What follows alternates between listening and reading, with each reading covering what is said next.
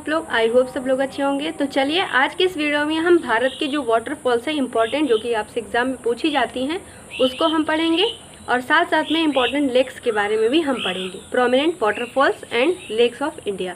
ठीक है, सबसे पहली बात कुचिकल वाटरफॉल, ये कहाँ पर है? कर्नाटका में। आपसे स्टेट पूछी जाती है, ओके, तो इसलिए मैंने स्टेट लिखा है। बारह पानी वाटरफॉल उड़ीसा में है। नहाकली काई, ये कहाँ है? मेघालय के अंदर है। और हाँ, अभी देखो मणिपुर न्यूज़ में है, तो इसलिए यहाँ से क्वेश्चन बन सकता है, ध्यान रखिएगा। दूध सागर वाटरफॉल कर्नाटका और गोवा के बॉर्डर पे है और ये आपसे पूछा जा चुका है एग्जाम में। बरकाना वाटरफॉल कर्नाटका में है, यूपी पीसीएस के एग्जाम का ये क्वेश्चन है। जोग वाटरफॉल कर्नाटका में है, ये भी पीसीएस के एग्जाम में और यूपीएससी के एग्जाम में भी पूछा जा चुका है। धर वाटरफॉल उड़ीसा में है, ये भी पिछली बार पीसीएस में पूछा गया था। सोचीपारा केरला में है। तो ये सारे ही इंपॉर्टेंट है। देखो इसमें से अगर ये 8 है तो समझ लो कि 5 तो पूछे ही गए हैं, बस 3 ऐसे बच गए जो नहीं पूछे गए। आने वाले पेपर में आशंका है कि पूछी जा सकते हैं, तो इसलिए सारे नोट कर लीजिएगा, अच्छे से इसको याद कर लीजिएगा। ओके, चलो अब हम पढ़ लेते हैं इंपॉर्टेंट लेक्स।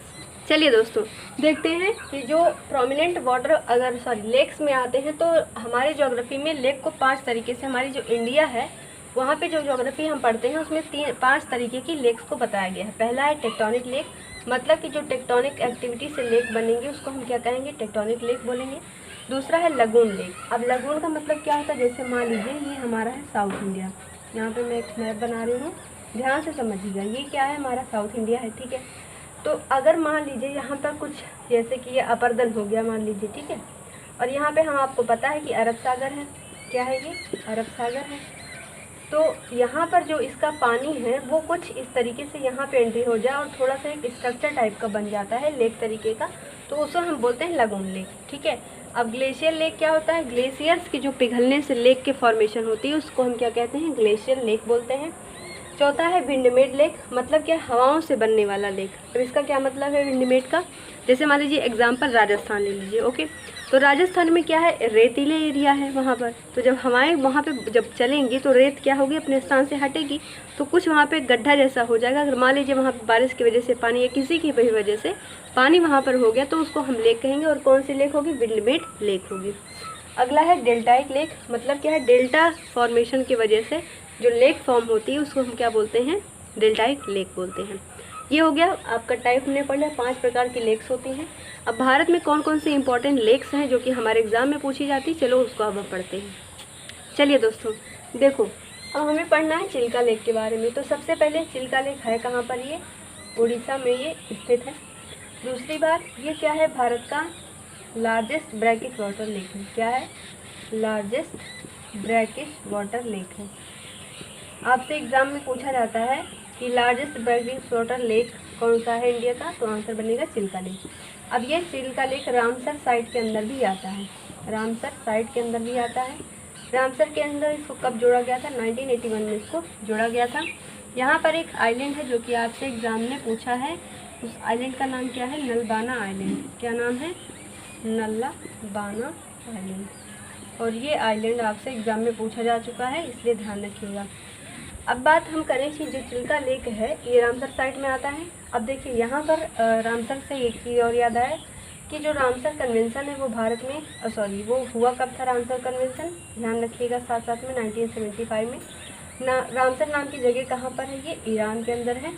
रामसर कन्वेंशन क्या है? ये कन्वेंशन ऐसा कन्वेंशन है जिसमें क्या किया गया था, जो जैसे मान लीजिए लेक है, कोई दलदली एरिया है, मार्शी लैंड है, तो उसको बचाने के लिए, उसको कंजर्व करने के लिए ये जो कंजर्वेशन है वो लाया गया था। ईरान में ये जगह स्थित है, ध्यान रखिएगा। इसकी जो सीमा है वो कैस्पियन सी से शेयर होती है। किससे लगती है? कैस्पियन सागर के साथ ये सीमा लगती है। और इसके ऊपर एक एग्जामिनर ने पिछली बार सवाल बनाया था कि जो ईरान की राजधानी है तेहरान, वो वो जो रामसर नाम की जगह है, रामसर के नॉर्थ में है कि साउथ में है? ये आपसे एग्जाम में पूछा गया था।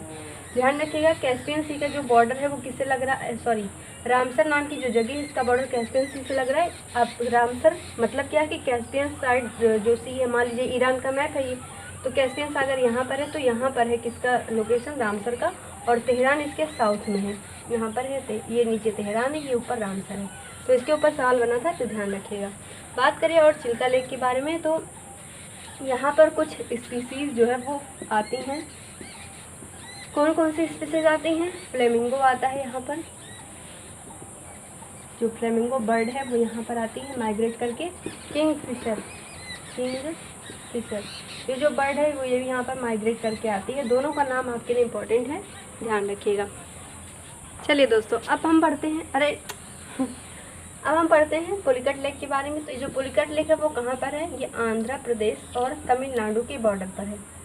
आंध्र प्रदेश में ये 84% इसका एरिया आता है। बाकी बचे हुए कितने परसेंट हो गए? 16%। तो ये इसका एरिया तमिलनाडु में आता है। जो भी ऑप्शन में हो आप उस पर टिक कर सकते हैं। अब ये बात करें पुलिकट लेक, तो ये भी क्या है? ब्रैकिश वाटर लेक है। किसकी तरीके से? चिल्का लेक के तरीके से ब्रैकिश वाटर लेक है।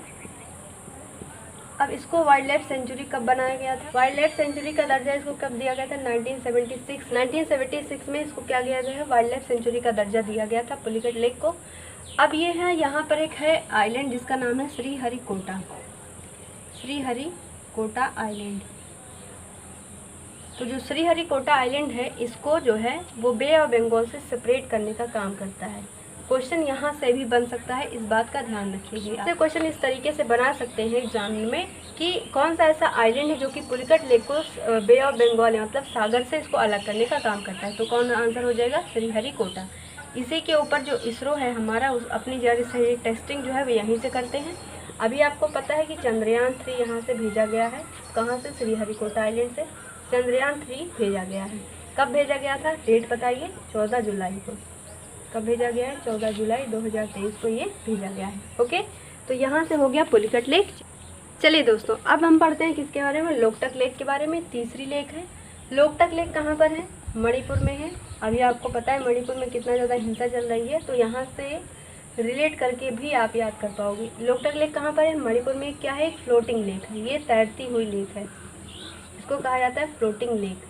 यहाँ पर डांसिंग डियर पाए जाते हैं। आपसे यहाँ से भी क्वेश्चन बनता है कि डांसिंग डियर कहाँ पर पाए जाते हैं। तो फ्लोटिंग लेक जो लोकटक लेक है यहाँ पर पाए जाते हैं। रामसर में इसको कब जोड़ा गया था? 1990 में इसको रामसर साइट के अंदर जोड़ा गया था। कब?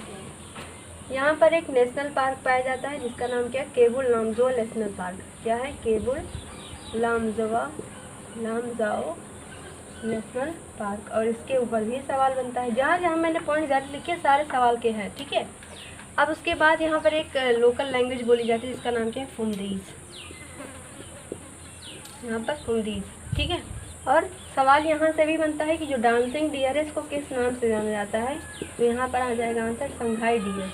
तो आपसे इस तरीके से भी क्वेश्चन पूछा जा सकता है कि संघाई डियर्स कहाँ पाए जाते हैं। तो आंसर होगा लोकटक लेक पर पाए जाते हैं। देखो, आपको इतना समझ आ गया है। 3 लेक्स हमने पढ़ी। कौन कौन सी लेक हमने पढ़ी? चिल्का लेक पढ़ा हमने, चिल्का लेक।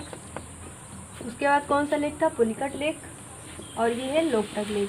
इन तीनों के अलावा सिर्फ हमें इन तीनों को डिस्क्रिप्शन भी हमें याद होना चाहिए, हर चीज़ इसके बारे में।